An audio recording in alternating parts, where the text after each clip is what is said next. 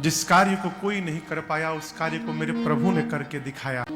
जैसे मेरे प्रभु ने धनुष का भंजन किया है, उसके बाद मेरी मां ने मेरे प्रभु के गले में जयमाल को अर्पित किया है। इस दृश्य को देखकर देवता आकाश से प्रभु और मैया के ऊपर पुष्प की वर्षा करते हैं और नीचे जितने राजाओं ने प्रयास किया था, जिनसे धनुष तिलमात्र भी नहीं खिसका, जिस प्रकार सूर्योदय होने के बाद कमुदनियां सकुचा जाती है, राजाओं के चेहरे सकुचा गए। अब यहां एक भाव समझिएगा, दूसरे के उत्कर्ष को देखकर हर्षित होना, इसको सामान्य व्यवहार न समझिएगा। किसी दूसरे के विकास को देखकर हम प्रसन्न हो रहे हैं, ये भगवत कृपा का परिणाम है, सामान्य व्यवहार नहीं है ये। जे हर सही पर संपत्ति देखी, दुखित हो पर विपत्ति विसेखी। देवता प्रसन्न हो गए, राजा सब सकुचा गए। जिस कार्य को कोई राजा धरती कार्य 10,000 राजा मिलकर नहीं कर पाए, उस कार्य को मेरे प्रभु ने करके दिखाया। लेकिन मैं यहां आपसे एक निवेदन करूं, मेरे प्रभु ने रामावतार में मनुष्य से इतर कोई व्यवहार नहीं किया है। कब तक? जब तक प्रभु ने रावण का अंत नहीं कर दिया, भगवान ने ऐसा कोई व्यवहार नहीं किया जो एक मानव न कर सके। आप पढ़िएगा, देखिए कथा को। कन्हैया तो अवतार लेते चमत्कार शुरू कर दिए। अकासुर बकासुर न जाने कितने ससुरों को मार डाले, किसी को उड़ा के मारे, किसी को पलट कर मारे, किसी के भीतर जाके फाड़ के मारे। लेकिन मेरे रघुनाथ जी ने ऐसा कोई व्यवहार नहीं किया। भगवान है, कर्तुम अकर्तुम अन्यथा कर्तुम, भगवान कुछ भी करने में संभव है। लेकिन एक मानव के दृष्टिकोण से यदि देखा जाए तो जिस कार्य को धरती का कोई राजा नहीं कर पाया, उस कार्य को मेरे प्रभु ने कैसे करके दिखा दिया? ये प्रश्न है। इसके पीछे कई कारण है। एक दो जो संतों के मुख से मैंने सुना है, गुरुजनों के मुख से मैं आपसे निवेदन करूं। सबसे पहला कारण, यहां राम जी धनुष तोड़े नहीं है, तुड़वाए गए हैं। जितने राजा आए हैं वो धनुष तोड़ने के लिए आए हैं, और मेरे रघुनाथ जी धनुष तोड़ने के लिए नहीं आए हैं, धनुष यज्ञ देखने के लिए आए हैं। श्री विश्वामित्र जी ने क्या कहा? तब मुनि सादर, बक्सर में कहा बुझाए चरित एक प्रभु देखिए जाए। फिर विश्वामित्र जी ने रघुनाथ जी से कहा कि प्रभु एक चरित्र देखने चलना है, धनुष यज्ञ राम जी देखने आए हैं, तो जब परिताप को समाप्त करिए। अब यहां निवेदन करूं आपसे, जनक जी का परिताप पश्चाताप ये नहीं था कि धनुष नहीं टूटा, ये नहीं था। जिस दिन मेरी मां ने बाएं हाथ से धनुष को उठा लिया था, श्री जनक जी महाराज उसी दिन समझ गए कि मेरे घर में शक्ति ने अवतार ले लिया है, ये भगवान की शक्ति है। और यदि शक्ति अवतार ले चुकी है तो भगवान को छोड़कर दूसरा कोई वर्ण नहीं कर सकता शक्ति का। जनक जी सोचे, किशोरी जी ने इस धनुष को उठाया है, अब ये धनुष ही जनक को भगवान का दर्शन कराएगा। और जब दीप दीप के राजा प्रयास करके परास्त हो गए, तो जनक जी को ग्लानि इस बात की नहीं रही कि धनुष नहीं टूटा, मेरी बेटी का कुंवारी रह जाएगी। जनक जी की ग्लानि इस बात की है,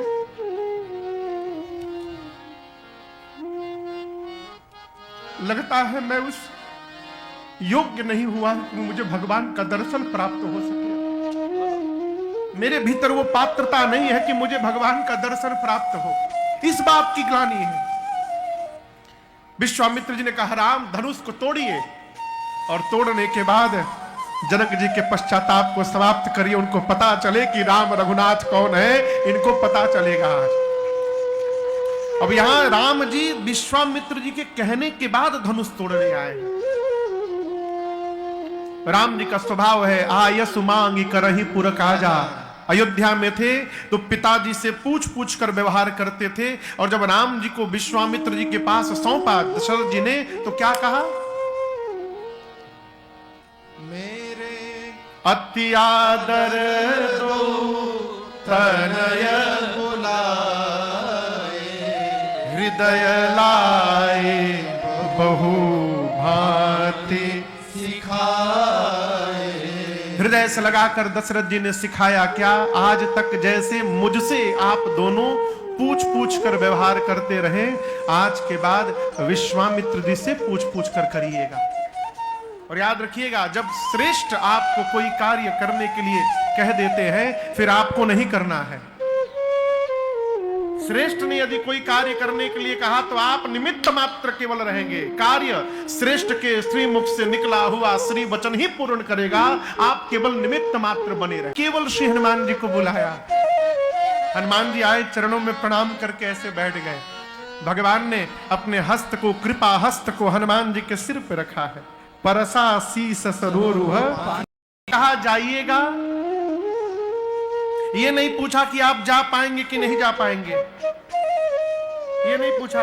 हनुमान जी आप कर पाएंगे, भगवान का अटूट विश्वास दर्शन करिए। भगवान ने ये नहीं पूछा कैसे जाएंगे, कहां जाएंगे, भगवान ने सीधा कहा, सीता जी को अनेक प्रकार से समझाइएगा, बहु प्रकार सीता ही समुझाए हो, मेरे विरह बल को बताकर पुत्र शीघ्र वापस आ पाइएगा।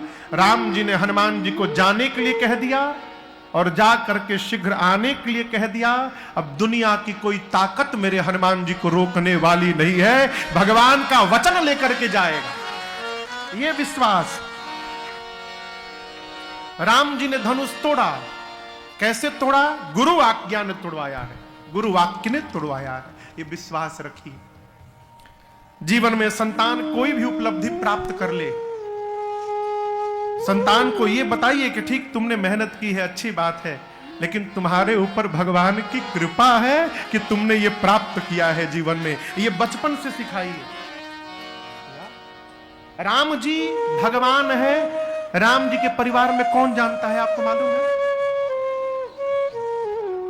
हाँ, केवल कौशल्या मैया। जानने को श्री चक्रवर्ती जी भी जानते हैं, दशरथ जी भी जानते, लेकिन मानते नहीं है। आप कहोगे महाराज वो कैसे जानते हैं? जन्म के समय चौपाई दर्शन करिए, भी हैं और मानती भी हैं।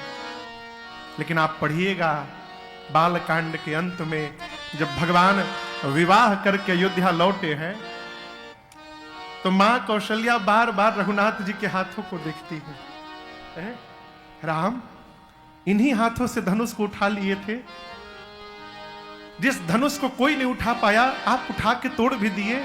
हमको तो लगता है गुरु जी की कृपा से सब कार्य संभव हुआ है, गुरु कृपा ने बचा लिया। प्रातः स्मरणीय पूज्य श्री प्रताप चंद्र सिन्हा जी कहते हैं, भगवान ने धनुष को खंड खंड किया है। सखियां मंगल गान गाती हैं, नाचहि गावहि विबुध बदूटी, बार बार कुसुमांजलि छूटी। पुष्पों की वर्षा हो रही है। आरती उतारने के बाद सखियों ने मेरी मां से कहा, किशोरी मैया से, कि सीता जी इनके चरणों को स्पर्श करके प्रणाम करिए। किनके चरणों को? कहिए, बीच में बोला करिए, किनके चरणों को? हाँ, जिससे हमको भी पता चले कि आपको समझ में कथा आ रही है। मां सखियों ने मां से कहा कि राम जी के चरणों को स्पर्श करके प्रणाम करिए। मेरी मां प्रणाम नहीं करती हैं, क्यों? गौतम तिय गति सुरति करी, नहीं पर सत पग पार, मन बिहसे रघुवंश मणि, प्रीति अलौकिक जान। मेरी मां सोचती हैं ये वही चरण हैं जिनका स्पर्श पत्थर को हुआ तो स्त्री बन के उड़ गई, और वो जादू कहीं मेरे ऊपर चल गया तो मैं तो पहले से स्त्री हूं, न जाने इस चरणों को छूने जाऊं और जादू हो जाए, न जाने मैं स्त्री से और क्या बन जाऊं, मारे डर के मेरी मां पांव नहीं छू रही है। रघुनाथ जी मां के इस अलौकिक प्रेम का दर्शन करके मन ही मन बिहसते हैं इस दृश्य को देखकर जितने राजाओं से धनुष हिला नहीं था, सारे राजा तमतमाने लगे, जहां तहां गाल बजाने लगे। देखिए, बुरा न मानिएगा, जो आदमी कोई काम नहीं करता वो एक काम बहुत बढ़िया करता है। कौन सा काम जानते हैं? हल्ला करने का। जो कुछ नहीं करता वो केवल हल्ला करता है। सारे राजा गाल बजाने लगे, पकड़ो, बांधो दोनों को। किन दोनों को? राम लक्ष्मण जी को। केवल धनुष तोड़ने से कोई कन्या को लेके चला जाएगा हमारे रहते? चलो चलो पकड़ो उन दोनों को। तो राजा बगल के राजा के, हाँ तुम जाओ पकड़ लो, बांध लो, वहीं पर बैठे हैं, बांध के लाओ। जहां कोई नहीं रहा है, जहां कोई नहीं रहा, सब बगल वाले, जाओ पकड़ लो।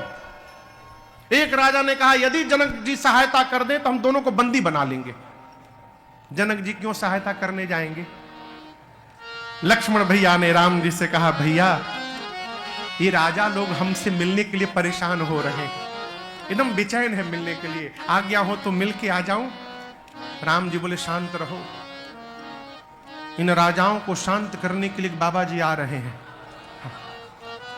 बस थोड़ी देर में एंट्री लेने वाले हैं बाबा जी। शरीर है, भस्म का लेपन है, विशाल ललाट पर त्रिपुंड शोभायमान है, भाल विशाल त्रिपुंड विराजा। सिर पर जटाओं का मुकुट है, कमर पर मृग चर्म बधा हुआ है, वक्षस्थल पर सुंदर यज्ञोपवीत शोभायमान है, कमर में फरसा लगा है, कंधे पर भगवान श्री हरि का धनुष अजगौ सुशोभित है? गोरा शरीर। देखिएगा, गोरा आदमी जब गुस्सा में आता है तो चेहरा लाल हो जाता है। कहते कहां चेहरा लाल किया है वो? किसी का नाक लाल हो जाता है, केवल इतना पोर्शन, किसी का कान लाल हो जाता है। रिस बस कछुक अरुण हुआ, भ्रिकुटी कुटिल है। इसी तरह महेंद्र पर्वत से चले थे, ये डाउन नहीं हुआ था। भ्रिकुटी कुटिला, नयन रिसराते, नेत्र में मानो अंगार क्रोध की अग्नि भरी पड़ी है। प्रेम से भी जिसकी ओर देखते थे, सहजहु चितवत, उसको लगता था कि आज जीवन का अंतिम समय है मेरे। सहजहु चितवत मनहु रिसाते, शांत वेश परंतु करनी कठिन, बरनी न जाए स्वरूप। ऐसा लगता है मानो वीर रस मुनि का रूप धारण करके सभा में उपस्थित हो गया। मजे की बात देखिए, जितने राजा अभी चिल्ला रहे थे पकड़ो मारो धरो दोनों भाइयों को, वो सारे राजा परशुराम जी को देखते लाइन लगा लिए, कतारबद्ध लाइन लगाकर, और अपने अपने पिताजी का नाम लेकर पितु समेत कही कही निज नाम, लगे करन सब दंड प्रणाम। लाइन लगाकर सारे राजा परशुराम जी के आगे जाकर, हम फलाना सिंह के लड़का फलाना सिंह है, बड़ी कृपा प्रभु आपकी, हम आपको प्रणाम करते हैं। दंड प्रणाम करने लगे।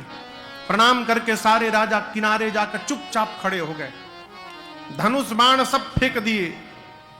सोचे अगर हाथ में धनुष बाण दिखाई पड़ गया परशुराम जी को तो भगवान ने मालिक है, क्या होगा आज। आपस में बात करने लगे राजा लोग, यदि हमको पता रहता कि ये बाबा जी यहां आने वाले हैं, हम कसम खा के कहते हम विवाह करने न आते, हम भूल कर भी यहां न आते, अब तो आके फंस गए। श्री जनक जी महाराज ने आकर प्रणाम किया है श्री चरणों में, और मेरी किशोरी मैया को बुला के प्रणाम करवाया है। जैसे मेरी किशोरी मैया ने प्रणाम किया है, परशुराम जी ने आशीष दीन्ही सखी हरसानी, सखियां प्रसन्न हुई और तुरंत मेरी मां को लेके वहां से चली गई। चलो बाबा जी बहुत क्रोध में है, निकलो यहां से।